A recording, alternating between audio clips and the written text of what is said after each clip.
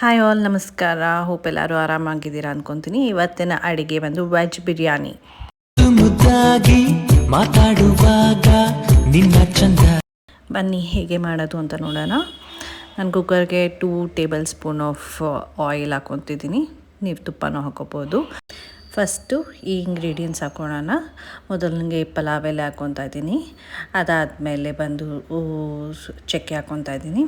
ಚಕ್ಕೆ ಆದಮೇಲೆ ಸ್ಟಾರ್ ಅನಾನಸ್ ಹೂವು ಅಂತಾರೆ ಇದಕ್ಕೆ.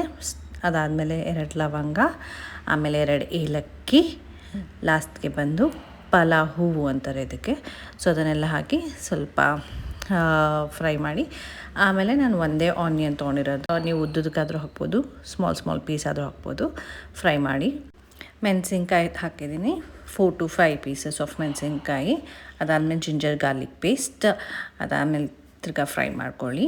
ಜಿಂಜರ್ ಗಾರ್ಲಿಕ್ ಪೇಸ್ಟ್ ಆದಮೇಲೆ ಒಂದೇ ಟೊಮೆಟೊ ಉದ್ದದಕ್ಕೆ ಹಂಚ್ಕೊಳ್ಳಿ. 1 ಟೊಮೆಟೊ ಹಾಕಿ ಫ್ರೈ ಮಾಡ್ಕೊಳ್ಳಿ.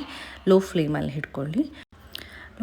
ಇಟ್ಕೊಂಡು ಸ್ವಲ್ಪ ಫ್ರೈ ಮಾಡಿ. ಫ್ರೈ ಆದಮೇಲೆ ನಾನು ಮಿಂಟ್ ಲೀವ್ಸ್ ಹಾಕ್ತಾಯಿದ್ದೀನಿ.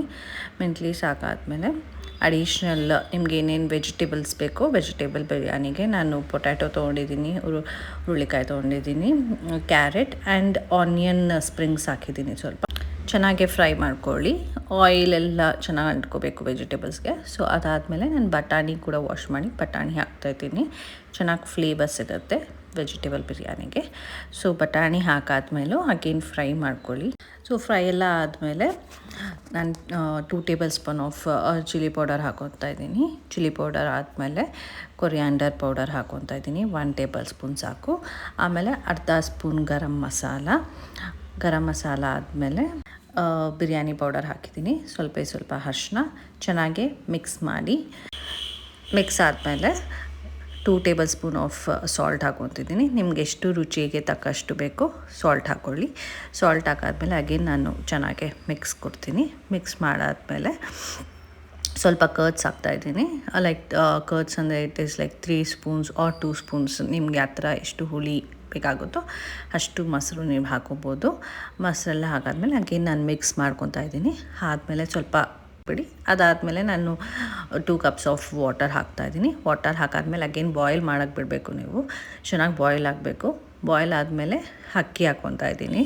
ನೀವೆಷ್ಟು ಕಪ್ ಅಕ್ಕಿ ತೊಗೊತೀರೋ ಅಷ್ಟು ಕಪ್ ವಾಟರ್ ಹಾಕಿ. ಸೊ ನೀವು ಅಕ್ಕಿ ಹಾಕಾದ್ಮೇಲೆ ಸ್ವಲ್ಪ ಮಿಕ್ಸ್ ಮಾಡಿ. ಮಿಕ್ಸ್ ಆದಮೇಲೆ ಅದಕ್ಕೂ ಕ್ಲೀನಾಗಿ ಬಾಯ್ಲ್ ಆಗಿಬಿಡಿ.